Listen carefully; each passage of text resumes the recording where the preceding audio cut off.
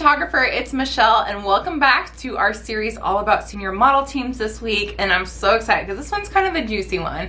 This video I'm talking all about what not to do with your senior model teams and what I wish I would have learned a long time ago. But that's okay, that's what I'm here. I'm here to help you learn from my mistakes so that you can get to your goals faster. Before we get on today's video, if you haven't already, there's a freebie down in the description box below of 10 easy to plan activities that you can do with your team that are not photo shoots, that are not stressful to plan, but add a ton of value and that the girls will really love and love the relationship building that it offers. So grab that in the description box below and let's get into this.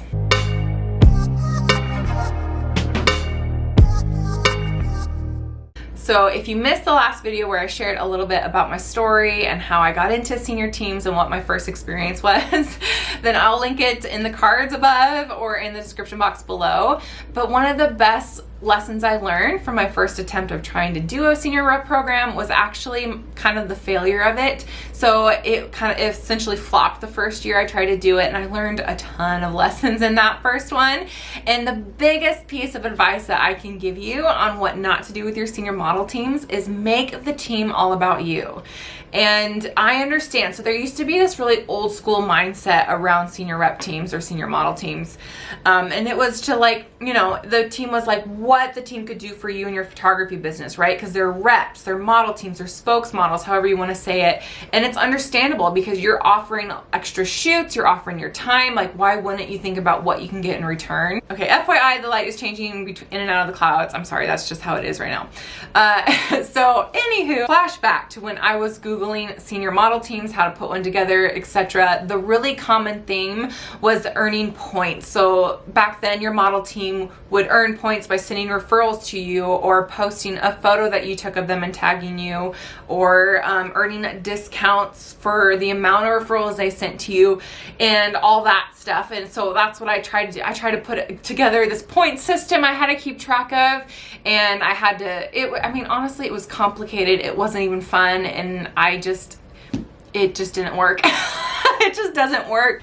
And that old school mentality of making your team members work for you in order to receive perks or order to receive bonuses, I mean, that strategy just doesn't work anymore. At least it's not the most optimal thing you can do for your teams. So why would you want to do that? And that's not to say it wasn't successful for those photographers 5-10 years ago.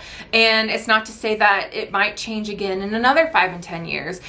I totally want to understand and like have a disclaimer that I understand the senior industry is trendy. It does change as the time goes, and I don't want you to run your business off of trends, but you do need to be aware of your ideal client at the time, and you need to be aware of what are their needs, their pain points, their wants, because you want to be the solution. You want your team to be the most enticing, exclusive thing that they can be a part of. And we don't want to put them off with it feeling like extra work for them. So if you've had a similar mindset, I just want to encourage you to try to shift your perspective about making the team's value to be about the team itself, like what you are providing for the team members versus what they can do for you in return. And honestly, this is going to make your life easier on so many levels because you won't have to keep track of points. You won't have to keep track of who's posting and who's not posting, the referrals they're sending their way, names, discounts, rewards, products. Like, I'm overwhelmed just saying that. Like, that does not sound like something I would want to sign up for. I want to keep this experience simple for you, but super impactful and super valuable for you. And I think this perspective shift comes with resistance because there's a fear of like, well, if I'm not making them do this, will they share about my business, my team, right? Like, are they going to share about me at all if I don't make them? And the answer is yes, if you allow it. So what I mean by that is, like, if you are providing fun photo shoots and you're providing an experience of fun activities, if you are really pouring into these girls and showing that you want to actually, you know, make their senior year extra special, you're there for them, you really are like rooting for them for their senior year, they're naturally going to want to share about you. Of course, they're going to post their stories, fun activities that you guys are doing, and especially stories because they go away in 24 hours. It's easier for them to share versus the feed and all that stuff. But they absolutely will love to show their friends off what they're doing, right? It's that FOMO that they're creating, and you're creating that for them, that fear of missing out. by doing these fun extra things, these fun photo shoots that their friends don't get to do or whatever, and you're sharing about that, they're naturally going to want to share about that. But if you tell them, okay, everybody make sure to post a story about today's activity or today's photo shoot, like that is just going to feel so disingenuous to them, and it's going to feel really forced.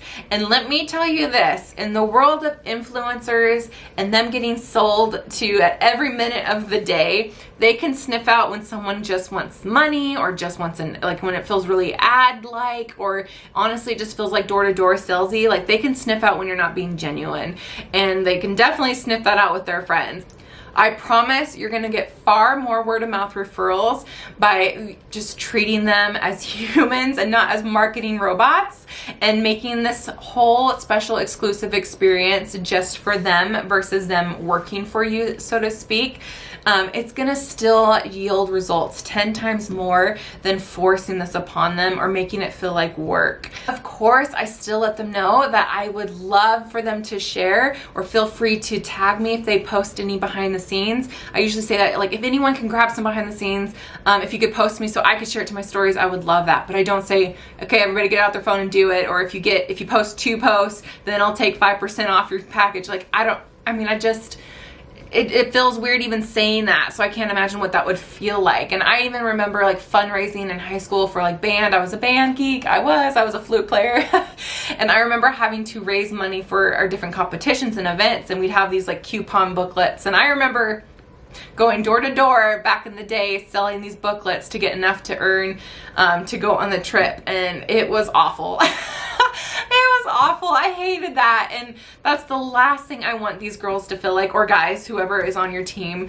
I don't want anything bad associated with my team. I just want them to think of my business as fun, as that I'm really interested in their life, and I want to pour into them in a positive way and make them feel confident about themselves their senior year, and support them in this crazy transition of their life. And they can feel that from you, and if they feel like that you're just a good human to them, they are going to be the first ones to talk about you when a friend needs a photographer. And it's going to be such a stronger referral, because instead of just saying, oh yeah, my photographer does good pictures, they say, oh man, you got to go to Michelle. She's so nice. She really cares about you, and she really wants your photos to be the way you want them. I say this not to sound cocky, but it's literally the feedback I get from girls. It's just going to be so much better ROI, which is return on investment, if you really just pour into your team versus having them kind of always be your workhorse for you. So I would love to hear what you feel about this perspective. If this is a new perspective that you've seen, I would love to know in the comments below. Or maybe you're still scared about releasing that control, I guess you could say, of having them do things for you and tag you and all those things. Let me know what you feel in the comments below, because I would love to kind of debunk your fear a little bit. And speaking of that, in tomorrow's video, I am probably most excited, because I'm going to talk about the biggest fears I hear from photographers before they start a senior model team, and I'm going to try to debunk them for you. And I really want to encourage you that you can do this, and this can be like the best thing for your business. Understand there's real fears and real obstacles when it comes to putting a team together, but I kind of want to help you work through those tomorrow. So I hope I see you again tomorrow. Again, grab that freebie of those 10 different model team activities in the description box below, and until tomorrow, I'll see you then. Bye.